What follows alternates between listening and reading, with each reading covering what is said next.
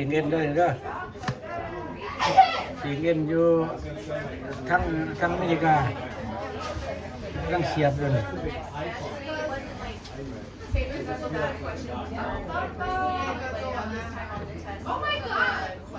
เสียบปีเงิน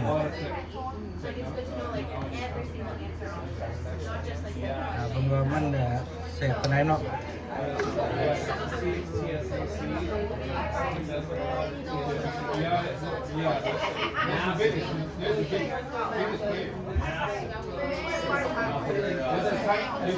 เขียนไว้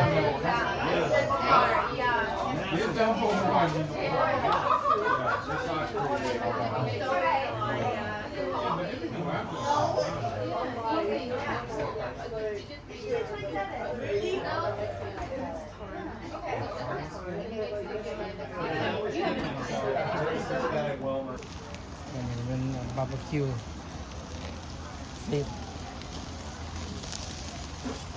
สเต็กเนาะไปไหมไปลุกลายปิ้งมันฮ้อน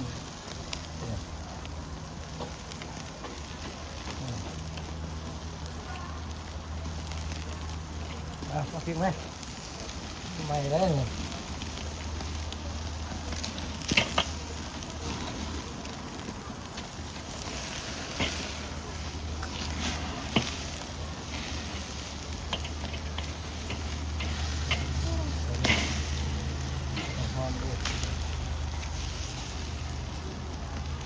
ไฟแห้งดี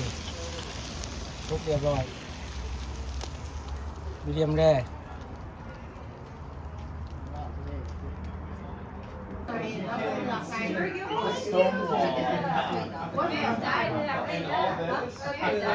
จะหน่อย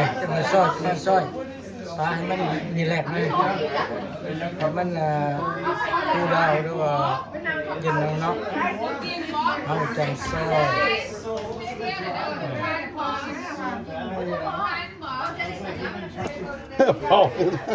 บอกไป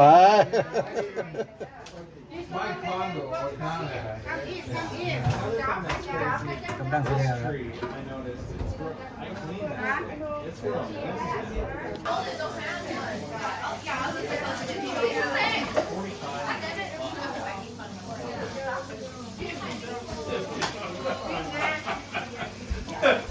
Oh man, let's go ahead and barbecue. Not yet. Alright. ปิ้งเอ็นมากินปิ้งเอ็นกันเองนี่สีสันได้เรื่องเลยตัวนี้แล้วมันจะแซ่บ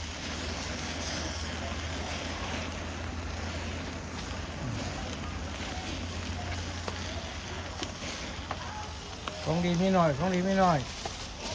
แต่ละแนวคิดเราขึ้นแล้วก็ดีไม่หมด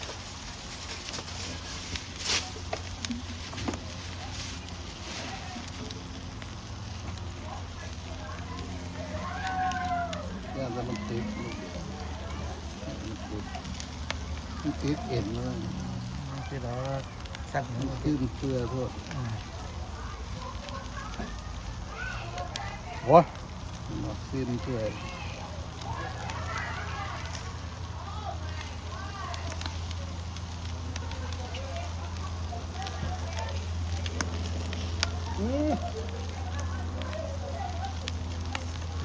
คิดเธอไฟหอมดี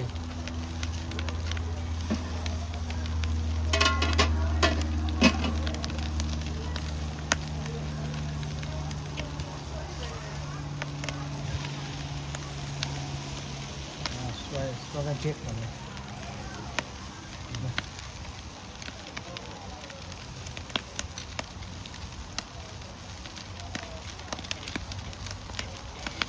มันแห้งแล้วมันก็บดติดนะเดี๋ยวก็น้ำมันถึงน้ำมันบ่มีน้ำมันแข็งมันบ่แม่นเอ็นน่ะมันอันนี้น้ำมันอ่อน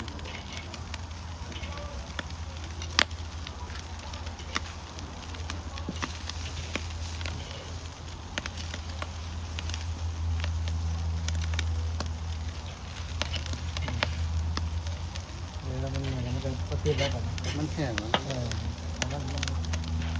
มันนุ่มมันเป็น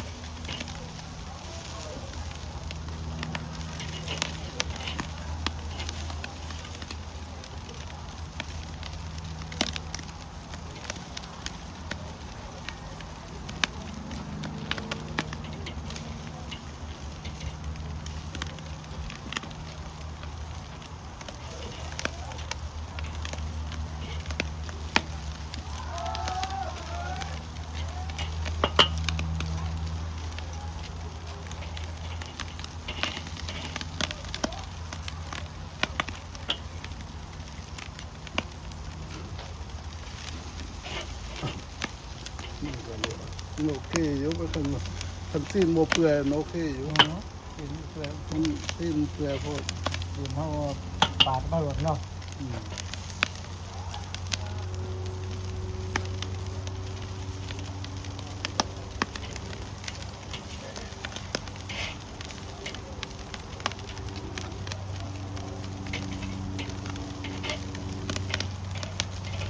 ไปมันแห้งไปแห้ง โอเคอยู่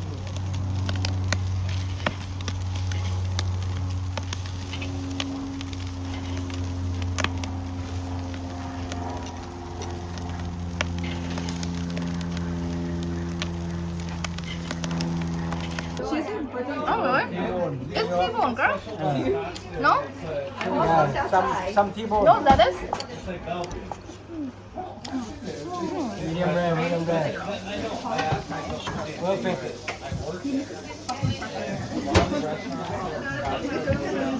ผักไข่ทองลุมเลยลูกเนี่ยมีผักไข่ทองนะมีกินผักไข่ทองเป็นจอกเราจ้องย่อออก Oh, Amy. She's coming. Amy. จะมาแตงอีกอันแดงแตงเกยเนี่ยต้มอุ่นเลยนะไมโครเวฟ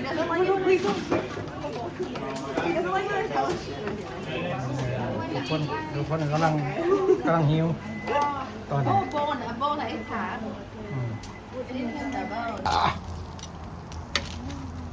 สุกแล้วเรียบร้อย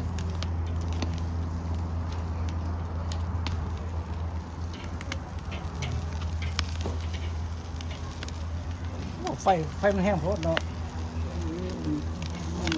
มันต้องไฟอ่อนๆหน่อยหนึ่ง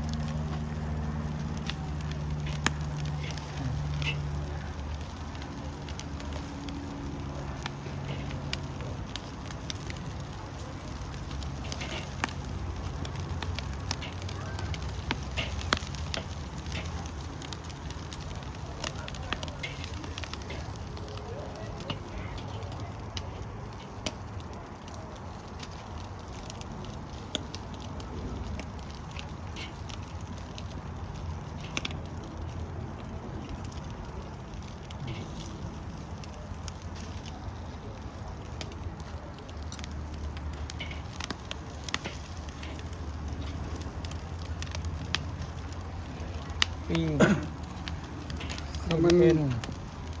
มันซีนดิบโอเคอยู่ ตอนนี้มันซีนเขาไปต้มก่อนแล้วมันสุกสุกแล้วเขามาเสียบไม้ปิ้ง ว่ามันบ มั ด น กร ก็ อบ โอเคอยู่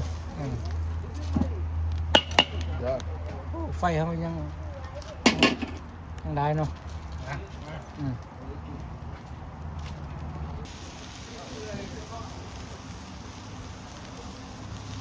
กำลังจะปิ้งแร่มันมีอย่างไรเนาะโอ้สไลด์ไฟโอ้ไฟไม่แห้งเลย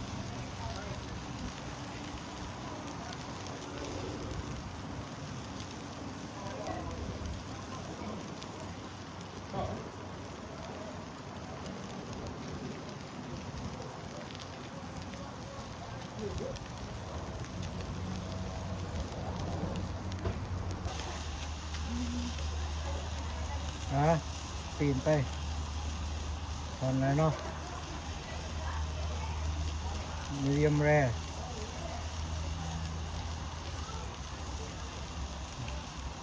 ไปแห้งปีนซีนมาตอนใส่ไฟแห้ง สีเนาะมันจังแซ่บถ้าไฟแห้งเพราะว่าน้ำซีนมันสิบ่หยอดซีนมันสิ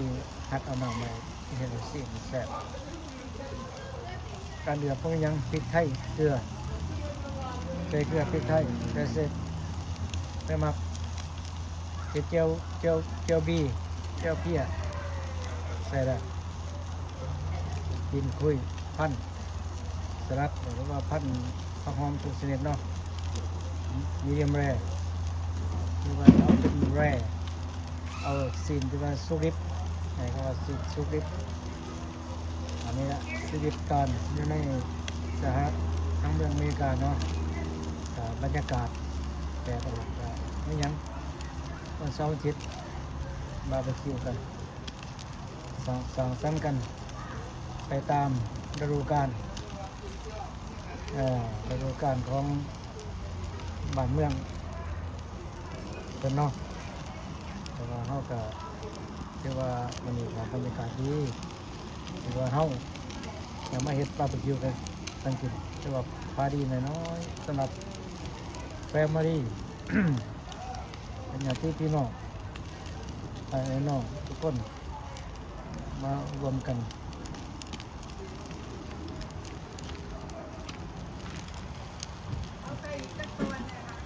เดี๋ยวเราสิพริกเราสิพริก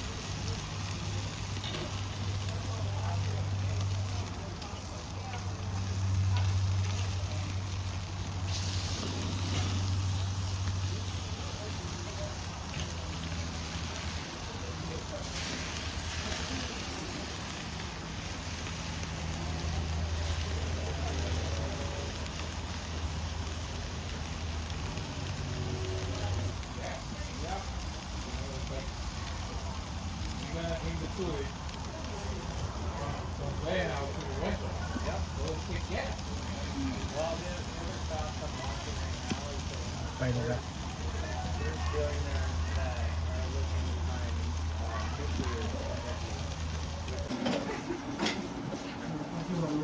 ไปลงกัน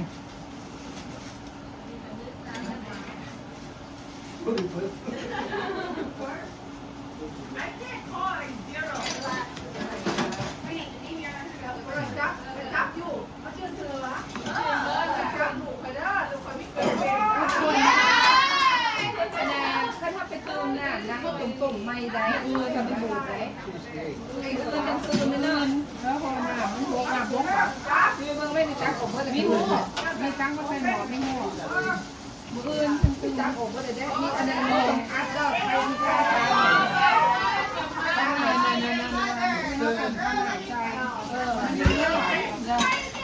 ไฟฟ้าอันนี้เอาไปอยู่บ้าน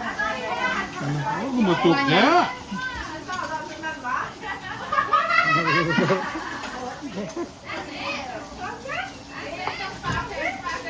โอ้เสียงมาละโอ้เขาเดี๋ยวส่งมาเลยซอยเลยเป็นเลย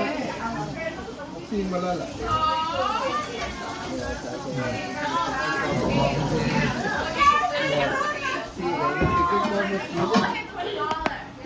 โอ้ยมันโมเมนต์นั่นดอกกันนั่นนะมันเป็นม่านเบอร์เลยมันลงมาคุกมาตั้งแต่มันเฮ็ดเองกันพอไปแล้วกูเฮ็ดอะไรกูตีซีนอันนี้มันซีนบางๆนะซีนบางๆแล้วไม่พริกเก่าเชื่อแล้วด้วยไม่ไง ได้นี่พวกไปมักกินเลย กินนี่ ผู้ดี